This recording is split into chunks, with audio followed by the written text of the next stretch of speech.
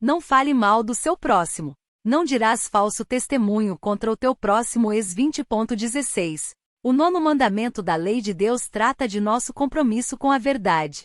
A segunda tábua da lei, com respeito ao amor ao próximo, estabelece nosso dever de honrar pai e mãe, respeitar a vida, a honra, os bens, o nome e a casa do próximo. O mandamento em tela enseja-nos algumas lições que passamos a destacar. 1. O falso testemunho é uma inversão da verdade. O falso testemunho não é apenas uma negação da verdade, mas uma inversão dela.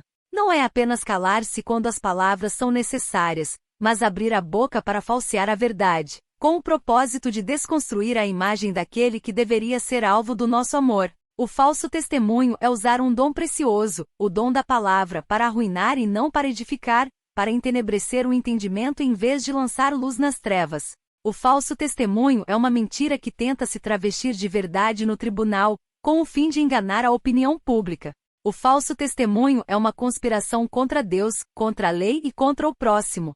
2.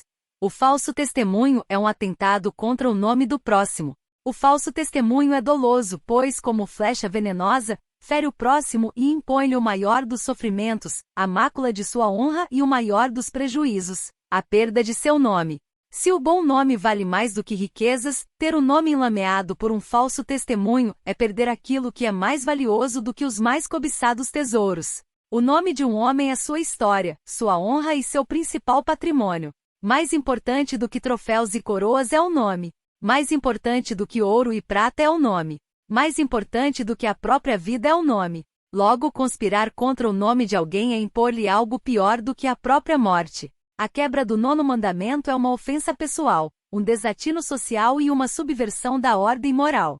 3. O falso testemunho é uma negação do amor que se deve ao próximo. O próximo deve ser amado e protegido e não atacado e ferido. O próximo deve ser alvo do mais intenso cuidado e afeto e não ser o fulcro da mais horrenda hostilidade. O próximo deve ser elogiado e abençoado e não ser vilipendiado com palavras mentirosas e tendenciosas. Amar Deus e ao próximo é o maior mandamento e o cumprimento da lei. Falar mal do próximo é atentar contra Deus, o Criador e Legislador. Falar mal do próximo é negar a ele o amor e flagelá-lo com o azorrague da língua. O falso testemunho é um pecado consciente e deliberado. As motivações que levam o homem a transgredir esse mandamento podem ser a inveja ou o ódio. Ambas são motivações rasteiras e subterrâneas. Ambas diagnosticam mais os defeitos morais de quem fala do que os supostos defeitos de quem é falado.